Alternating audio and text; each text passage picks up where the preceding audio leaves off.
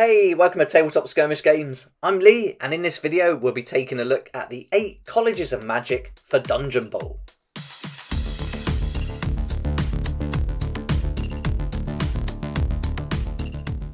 There's an article posted on the Warhammer community site on the 16th of November that talked about the different colleges, and they made some cards up just to show the different strengths and weaknesses between all the different ones. So I thought in this video it'd be fun to go through it, have a look, because I was wondering what those colleges would be, so I thought you might be as well. So let's go through each card, we'll have a look at the strengths and weaknesses for each college, and then you can decide which one you might like to play once the game's released.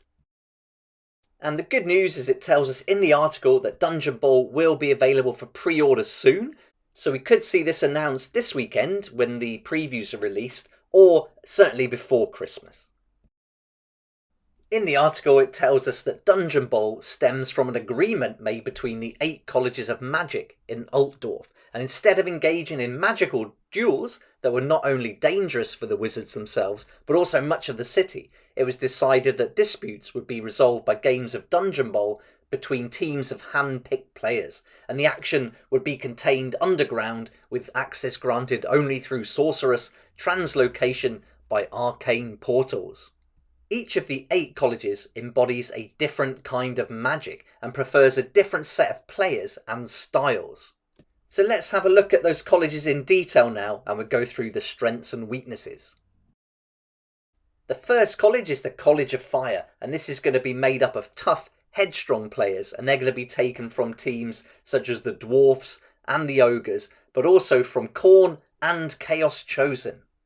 The way these cards have been designed is there's 15 points altogether, spread out over 5 characteristics: speed, power, skill, aggression and resilience. And the maximum any of those numbers can be is 5, and the minimum is 1. So you can see here with the College of Fire, while they don't excel at any one of these characteristics, they've certainly got a good power rating and resilience, and they're pretty aggressive as well. Speed and skill are certainly not their strong points, but if you're looking to play something with a little bit of power who's pretty tough, I think these could be a good way to go. And this College of Fire is one of the 2 colleges that are going to be included in the Dungeon Bowl game, and here's the miniatures that they're going to provide for that. I thought these were completely new when I first saw them, but these here are actually taken from the existing Dwarf and Ogre teams. So these players already exist, but now we can put them together into a Dungeon Bowl team. The next college is the College of Shadow, and this is also included in Dungeon Bowl, the new set that's coming out. And in this college you're going to get Dark Elves, Skaven and Goblins, and the skills they're going to bring are cunning and speed. And so here you can see right away the characteristic, they've got that top rating of 5 for speed, so they are going to be fast, and the skill is 4 as well, so they're going to be fast and pretty skillful. But power, aggression and resilience are certainly lacking here. But if you want to play someone that's really fast and they've got some good skills going on, perhaps they're going to get some better chances of catching those balls and things like that, then these could be for you. But I think when you match them up against the College of Fire, I think this is a really good pair up. And here's the miniatures that are going to be included in the box set. So again, these are already existing models taken from sets you can already buy separately. So it's great that we know 2 of the teams that we can get and exactly what's going to be included, so we can do a little comparison between the College of Fire and the College of Shadow now. And straight away you can see that the College of Shadow speed 5 versus fire speed 2. They're going to dominate in that area. But for power, we've got fire on power 4 and shadow on power 2. So they're going to lack in power there for the shadow. Then skill is 2 versus 4. So again, more skill for the shadow team. So they're going to dominate in those areas. But then where aggression's concerned, that one goes to fire. So they're certainly going to be a lot more aggressive. And they're also going to be a lot tougher, so their resilience is going to be a 4 versus 2. So it's going to be fun to play these 2 against each other, I think. I tend to be drawn to more faster teams, but I think it would be fun to have this option of playing something that's a bit more powerful, a bit slower, but it's going to be a lot tougher to beat. So I think it'd be interesting to see how these pair up within this dungeon environment as well. Which one's going to pay off? Like, instinctively, I think the College of Shadow would play well, but until we see the rules and exactly how it's going to play, it's going to be hard to say. But then I think each is going to have their own strength as well. You can have the College of Fire being big and tough. They're going to be able to block those dungeon ways, those narrower passages. So I think there's going to be some pros and cons with both for sure. Now we're on to the remaining 6 colleges, and this is the College of Metal now, and they're going to be more violent.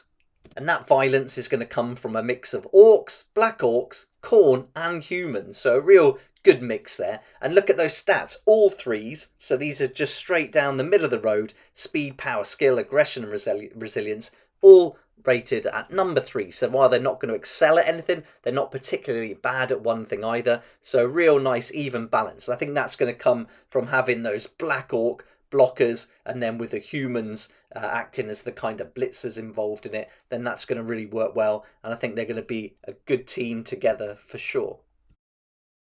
Next up, we've got the College of Light, and they're going to be all about manoeuvring, using speed, and it looks like their skill here. And this is going to be made up of the Elven Union, humans, and Imperial Nobility. And looking at the stats, they're very close to the College of Shadow, but the speed here, instead of 5, is 4, and the skill is not 4, but it's 5. So they're really going to excel in skill, but they're also going to be pretty quick as well. And then the power, aggression, and resilience are all pretty average, with the power being a little bit higher than that of the College of Shadow. So pretty interesting. Those two are going to be quite close together in their stats, and be interesting to see how they'll play against each other.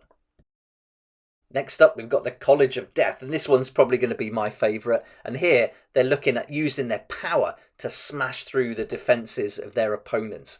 And so this is going to be made up of necromantic horror teams and the shambling undead. So here, again with the stats, we've got power and aggression both on 4, so pretty high there, and resilience 3, and then speed and skill are low on 2. So they're going to be pretty powerful, pretty aggressive, quite tough, but skill and speed are going to be low. So these guys are another interesting mix-up, but it'll be fun to see how they get on and how much damage they can actually do, while not excelling in any one particular characteristic. Next, we've got the College of Life, and this one is going to be featuring Wood Elves, Halflings, Snotlings, and Nurgle. And this team is going to be all about speed and agility, but also you're going to get some unpredictability coming from the Snotlings. Combine that with the resilience of the Tree Men, and I think this could be a really interesting college to play as well. They've got a bit of everything going on, and we can see that from the stats here. Very close to the College of Metal, which had all 3s, but here, instead of having aggression and speed on 3, they've gone for aggression 2 and speed 4. So we're getting that extra speed, I imagine, from the Wood Elves, and not too aggressive, but everything else is going to be pretty middle of the road, and so you get a bit of everything from all the different players. So this will be fun, and I can't wait to see exactly how many of each player we can include, but I think this would be a fun set to put together. I've actually got some Wood Elves and some Snotlings, so this would be great to build a team from. So looking forward to this one, as well as the College of Death. Next up, we've got the College of Beasts, and this is going to be made up of big guys, werewolves, beastmen, and all these kind of players that are going to be ripping and tearing through the enemy. So you can certainly imagine aggression is going to be pretty high here. And this is going to be made up of Chaos Chosen, Skaven, Lizardmen, Khorne, and Necromantic Horror. So I didn't expect to see Lizardmen included in that, so that's pretty cool. But Necromantic Horror, along with some Skaven and Khorne, I think would be a real good mix. And as far as the stats go, these are very close to the College of Death. But here we've got, instead of a power 4, we've got a power 5. So we're losing a point of skill, but gaining it in power. So they're not going to have any skill whatsoever, but their power is going to be pretty good. Their aggression great, and their resilience okay as well. But as far as speed and skill go, these certainly aren't going to be having any of that. But if you want to charge through and rip apart the enemy, these could be a good team to go for.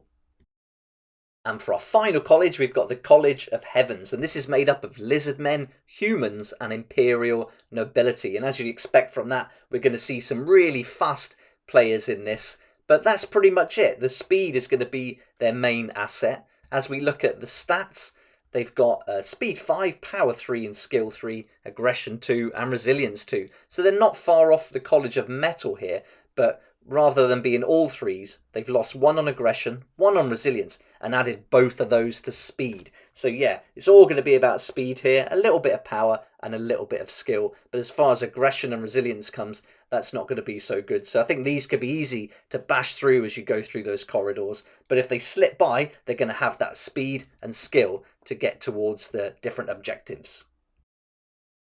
So there we go, that's all of the 8 colleges and the weaknesses and strengths for each one. I think it's going to be really fun to put together the different teams. And if you've got lots of sets already for Blood Bowl, this is going to be awesome. You can really bring those in, take 1 or 2 from each team and put together these college teams. So that sounds really fun. Got a nice mix with all the different characteristics, with the College of Shadow and the College of Heavens coming out on top for speed. And then we've got the College of Light being the top one for skill, so they're the only one with a 5 skill and also pretty fast at 4. The College of Beasts is going to dominate with that power 5, and the aggression 4 is going to back that up as well. And then we've got the College of Death and College of Beasts coming in with some aggression, so both on 4. Then finally we've got the College of Fire, who's going to have the resilience and power, so pretty average for the rest of their stats. And then the College of Metal, even right down with 3s for everything. So they would be a really interesting one if you like to play something that doesn't really excel in anything but isn't bad in anything too. I'm really drawn to the College of Death and the College of Light. I think they both look really fun and they play into the models I've got, which is a huge bonus as well. But which college would you go for? Out of what you've seen here, does any stand out to you, and which one are you looking forward to playing the most? Let me know in the comments below. It'd be awesome to hear what you think. So with no date set yet, we've just got that little bit from the article that says the pre-order is going to be soon. So could be this Sunday, but I can certainly imagine it coming out before Christmas. So this will make a great gift. I don't know if the prices have been released yet, but you know, I'm guessing it's going to be around the same price as the second season edition, which was £85. That was such a great set, packed with value. The book is fantastic. The hardback book, really great artwork and details, and so many figures in there as well. So there was a lot going on with that set. And while Dungeon Bowl doesn't have as many figures going on as the second season edition, I think with the price increases we've been seeing lately across the board, I could certainly imagine it staying around that price. And the price on this particular game is really going to be key to whether or not I get it. If it's 85, I think I could go for it. Any more, then it's going to price me out. But hopefully at 85, we can get a 20% discount on that and pick it up for £68. And I think that'll be worth it. But any more, I think is just pushing it too far. Hopefully it'll be cheaper than 85. But I think really with the price increases we've seen, especially with Underworlds, I could really imagine it being around the same price as the main game. If you've got any idea of how much is this going to cost or want to add a guess as well, then join in the comment section below too. But I hope you enjoyed this video. I think it's been great fun to have a look at these different colleges and see which ones stand out the best and which ones we'd like to play. So yeah, hope you enjoyed it, and thanks so much for watching. Please like if you like it, subscribe for more videos like this, and don't forget to hit the notification bell to join me next time on Tabletop Skirmish Games. If you like this kind of content and would like to support the channel, then please check out my Patreon page. And thanks to everyone who's joined so far. It's really awesome. We hang out on Discord, talk about the hobby, share ideas and help each other out. And you'll get some perks there that you're not going to find anywhere else. So I'll put a link in the description and it'd be great to see you there.